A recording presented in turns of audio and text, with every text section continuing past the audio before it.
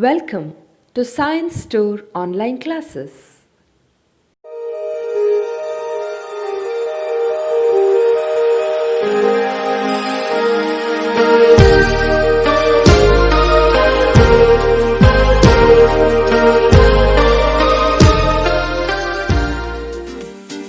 Don't forget to like our video and subscribe our YouTube channel for all the updates.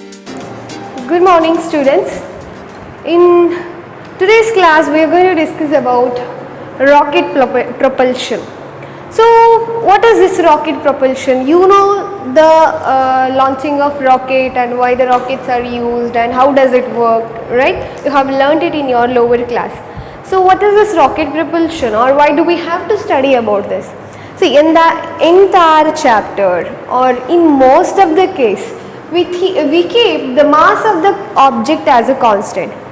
The velocity of the object will be varying. If a momentum of object is changing, then we by default think that, oh, velocity of the object is changing, because if velocity changes then only momentum changes. That's what's there in our mind. But in the case of rocket it is different, because when you launch the rocket will be having some maximum mass of it. Means the mass of satellite it is carrying, mass of the space ship itself, mass of the fuel. So everything, oxygen, everything, they are together the mass of the whole rocket before it is launched. Once it is launched with the particular velocity, initial velocity. After a particular time, that rocket will lose its mass. You know that, right? So we manufacture or we prepare a rocket in such a way that after traveling certain distance, it have to lose its mass. One is by the consumption of a fuel, correct? By consuming fuel, the mass will be reduced. Another one is the part of the rocket will be delocated from the rocket. So we will set or program it in such a way that after certain distance the mass should be delocated. If you have watched the movie Mangalyaan, Mission Mangal, so there you get the clear picture. They have mentioned about the propulsion of a rocket, launching of a rocket, right? So in rocket propulsion, it's not just the velocity changes, it is the mass is also variable, correct? Mass of the rocket is changing with the time. It is changing with the time. So we know how to solve the problem when the mass is constant, but we don't know how to solve it when the mass is varying. So that's why studying of rocket propulsion is important. So it is based on conservation of linear momentum and Newton's third law of motion. So let's consider m0 is the initial velocity, v0 and m0. m0 is the initial mass of the rocket, and v0 is initial velocity of rocket. m0 is initial mass and v0 is initial velocity of the rocket with its fuel at any time. Now rate of mass of gas ejected, you know when the rocket is launched. So yeah, if this is your rocket and when the rocket is moving, the gases will be coming out of the rocket, correct? So rate of mass of ejected gas, first one, rate of mass of ejected gas. So if I denote it as a R, the rate of mass of ejected this amount of gas is nothing but V0 into dm divided by dt. dm divided by dt is the rate of mass of ejected gas. If the constant velocity of ejected gas is Vg at any time and velocity of the rocket is V, then what is the relative velocity of a ejected gas with respect to ground? Okay, So Vg is the constant velocity of ejected gas,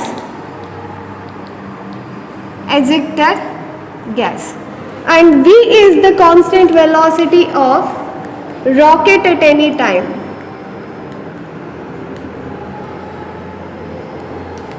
V is the velocity of rocket, not constant, velocity of rocket at any instant of time. Then what is the relative velocity of gas with respect to ground? Relative velocity of gas with respect to ground, that is equal to relative velocity of rocket with respect to ground. Imagine the amount of gas pushes back, right? With the speed, the amount of speed with which the gas pushes back. So with same amount of speed, the rocket pushes upward. You are right. If the gas speed is less, then rocket speed will also be less. Correct? Gas which is coming downward or which is ejected downward should be very high speed. Then only rocket will be will fly high with very high speed. Correct? So that's why I said relative velocity of the gas with respect to ground should be is equal to, or it is equal to, velocity of the rocket with respect to ground. If the gas ejected with the greater speed, then only rocket will fly up with the greater speed. If the gas is ejecting with the lower speed, rocket won't be flying up with the higher greater speed. So therefore relative velocity of a gas with respect to ground will be is equal to minus Vg plus V. Why minus Vg? Gas is coming downward, so speed of gas is taken negative. Rocket is going upward, so speed of rocket is taken as positive.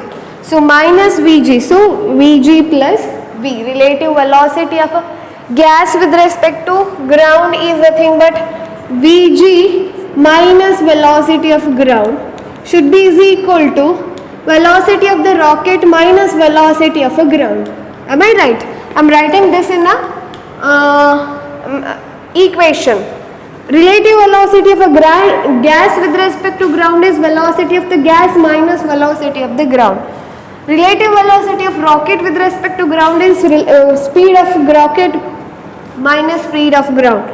So what happens, this and this gets cancelled, because when this goes here becomes plus, so gets cancelled. So this can be written as V minus Vg. Minus Vg. That's why relative velocity of a gas with respect to ground is velocity of gas plus velocity of rocket, but velocity of the gas is downward. Okay, now, so this is the second point I wanted to mention. Rate of mass of ejection of a gas is dm by dt.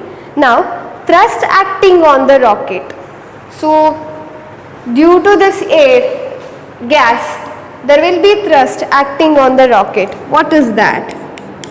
Thrust acting on